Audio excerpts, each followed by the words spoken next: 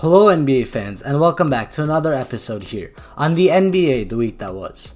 In today's episode, I'll be speaking about the recently concluded Eastern Conference and Western Conference Finals and giving my analysis about the series. Did I end up predicting this series? You'll find out in this episode. Let's get right into analyzing the Eastern Conference matchup between the Miami Heat and the Boston Celtics. Despite the Heat winning in 6 and advancing to the NBA Finals, this was a very interesting series to watch and it was one of the most well-rounded matchups of this whole playoffs. Let's talk about this series. On the offensive end of things, both teams have their unique styles of offense which were so intriguing to watch.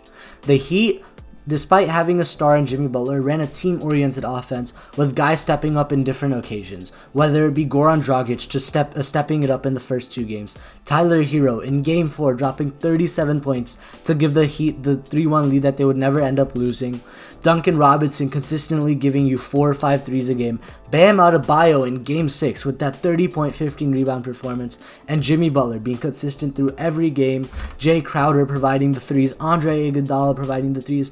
Every player on that team played a role when it mattered the most. And that's how beautiful the Miami offense is. They're not restricted to one thing. If Goran Dragic is going off, feed him the ball. Let's get some Goran and Bam Adebayo pick and rolls going. If it's Duncan Robinson feeling himself to start the game, let's run some off-ball screens for him. Let's get him into open space, get some threes. Eric Spoelstra and his team, his coaching team, have developed the Miami Heat in a way where they're able to adapt to different defenses. If the Celtics were running a zone, the Heat knew how to counter that. If they were running defenses focused on Jimmy or Bam or whoever's playing well, they were able to adapt it, get it to the open man, and get those buckets that were so crucial. Another thing that really helped Miami out on offense was their free throw shooting. With guys like Jimmy Butler, Tyler Hero, all being so consistent at the line, it was really a weapon in their arsenal on the offensive end of things. They could always guarantee themselves points by driving to the paint, making hard rolls if you're setting the pick for a guy, and really just knocking down those free throws, which are so crucial in any NBA game. For the Boston Celtics, offense started flowing better when Gordon Hayward came back. Hayward is great at making that extra pass, setting those great screens. He had a great knowledge of the game. However, again, the Boston Celtics were also very well-rounded. Whenever the Miami Heat would focus in on Tatum or Kemba, they had other guys stepping up.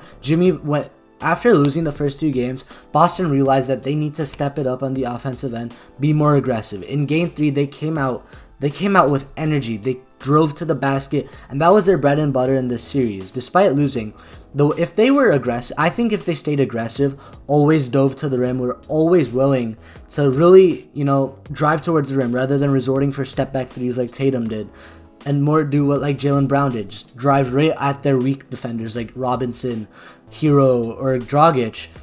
That could have been big in this series and really could have given the Celtics this series. However, they really weren't able to penetrate the Heat defense. Now let me talk about the defense, which was the key reason to the Heat winning this series. The Heat's ability to be mobile, be active with all 5 guys on the floor was so valuable for them in this series. Unlike the Celtics, the Heat have arguably one of the best defensive centers in the game in Bam Adebayo. The Celtics were desperately in search of a defensive guy to step up. While Robert Williams has led the SEC in blocks twice in college, he really couldn't step it up. He's still a raw potential who needs time to develop. Tice, despite his energy, his aggressiveness, he still is a liability on defense due to his height in comparison to guys like Bam. Bam is really the center that the Celtics required, or a guy like Bam, a defensive guy who's able to guard guards when switched onto them and able to fight with big men in the paint. The Bam Adebayo's presence in the paint really gives the Heat the ability to switch on the perimeter, get matchups they want on defense, and collapse the paint when they need to, expand out to shooters when they need to, and run a perfect zone defense, which really stopped Boston. Whenever Miami went to a zone, Boston was always struggling more than they did in man-to-man defense, and that made sense. Boston has a plethora of ISO scores that are some of the best in the game, including Kemba Walker, Jason Tatum, Jaylen Brown.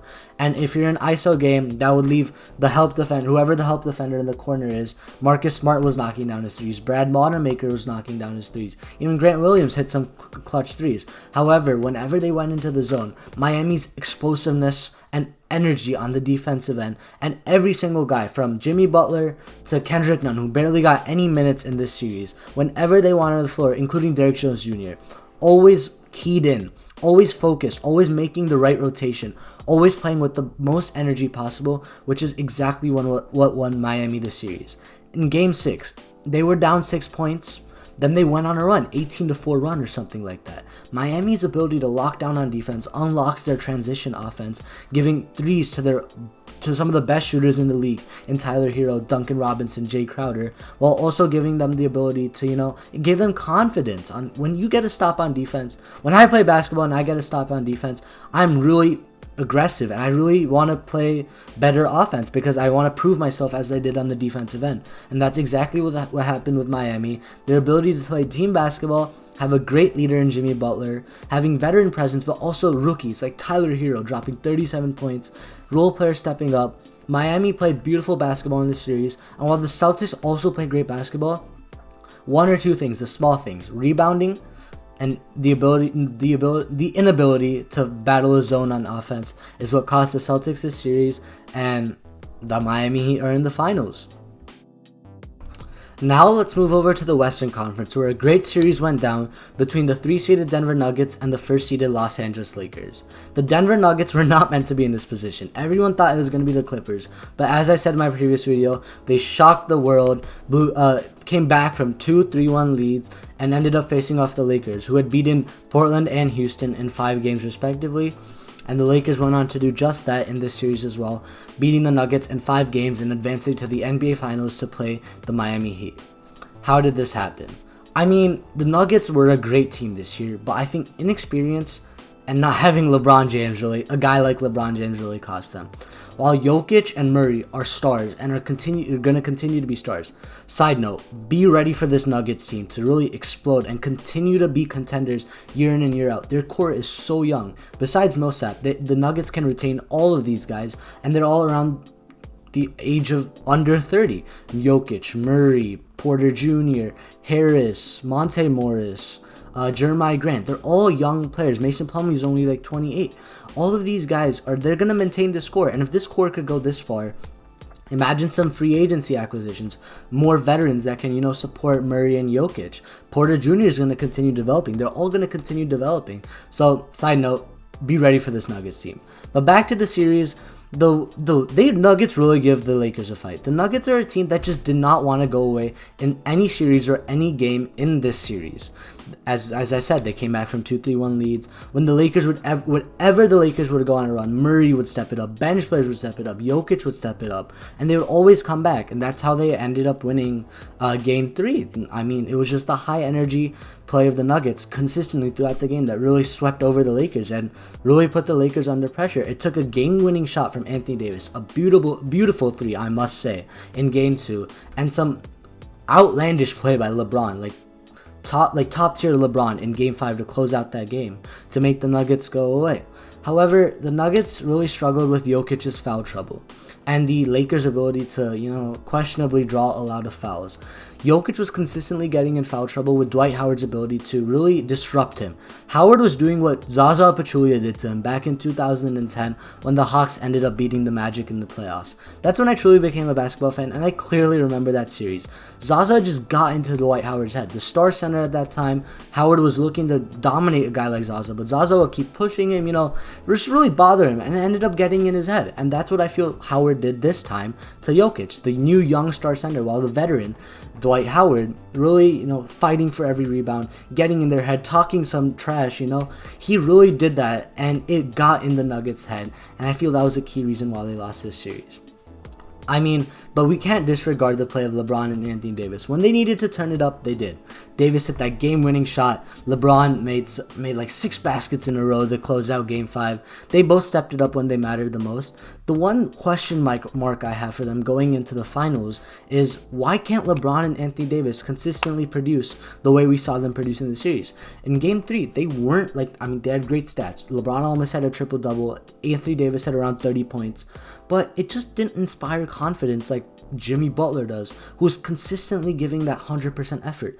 I hope LeBron and Anthony Davis realize that they need to give that 100% effort in order to win the series against the Heat.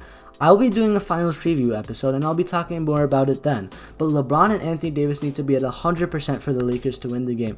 Because, I mean, the role players, they have good shooters, and Danny Green, who hasn't been the greatest. Danny Green's a key. He needs to step it up. Kentavious Caldwell-Pope played really well in the series. Caruso was a good revelation for them. He really stepped it up on the defensive end, took on the assignment of guarding Jamal Murray, and really played really well. He was doing all the dirty work, setting the screens, making the cuts. Kuzma, great cutter. I did not know that about him. He's a great cutter, has great basketball IQ. Shot selection's kind of off, but his off-the-ball awareness is really good. So they have role players who aren't stars per se, and I feel Miami's role players are definitely better than... So it goes like LeBron and Anthony Davis, Bam and Jimmy, and then Miami role players, and then Lakers role players. It's going to be crucial for LeBron and Anthony Davis to play like they did in Game 5 and Game 2 respectively. So as I said, the Nuggets, wait for them in the future, but having LeBron James and Anthony Davis and playing some great defense like they have the whole year, getting in the Nuggets' head, forcing them into frustrating possessions is really what won the Lakers this series and what gives us a Miami versus Los Angeles finals this year. And with that, I'd like to conclude this episode recapping the conference finals here on the NBA the week that was. If you enjoyed this episode, as always, leave a like down below and subscribe if you're new on this channel as well. Stay tuned for the next episode, which will be a finals preview, which will be coming out on Wednesday, just before Game 1 between the Miami Heat and the Los Angeles Lakers. And with that, I'll catch you guys on the next episode here on the NBA the week that was. See ya!